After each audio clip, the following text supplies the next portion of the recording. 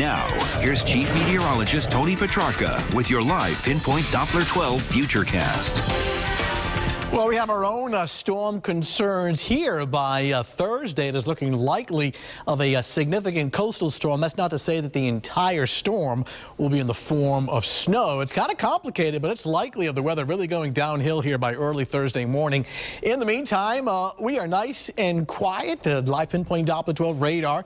Not finding any precipitation, a few patchy clouds, but cold and dry after a little coating of snow last night, early this morning. Anywhere from a dusting to about an inch. New Bedford, South Kingstown had an inch, as well as Taunton. So enough to cause some of the side roads to be a little slippery, but certainly manageable and nothing significant.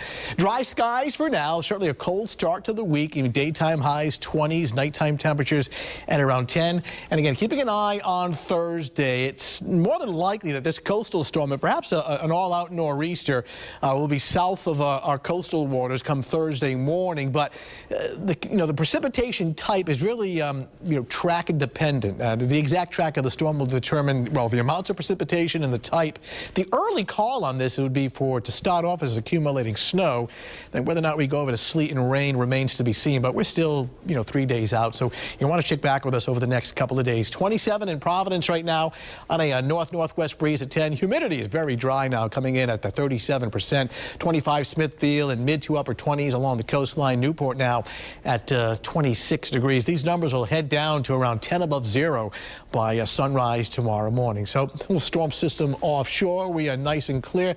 Let me jump ahead to Thursday itself and the exact position of this coastal storm, whether it's here, further out or closer to the coastline, will determine the precipitation types and amounts.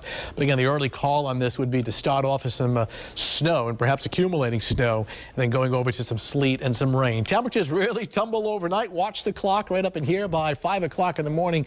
Single digits in our northwestern suburbs, only 11 in Providence and 12 along the South Shore.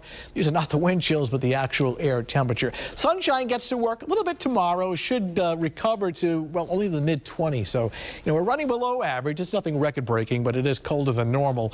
And then here we are tomorrow evening back into the teens. So pretty cold next couple of days. And that's why more than likely when this storm arrives on Thursday, it will start in the form of snow because there's cold air in place. But whether or not the mild air can come in and change over things to sleet and rain remains to be seen. But clear, dry tonight, temperature down on average to about 12. 18 tomorrow morning, a frigid start with some sunshine.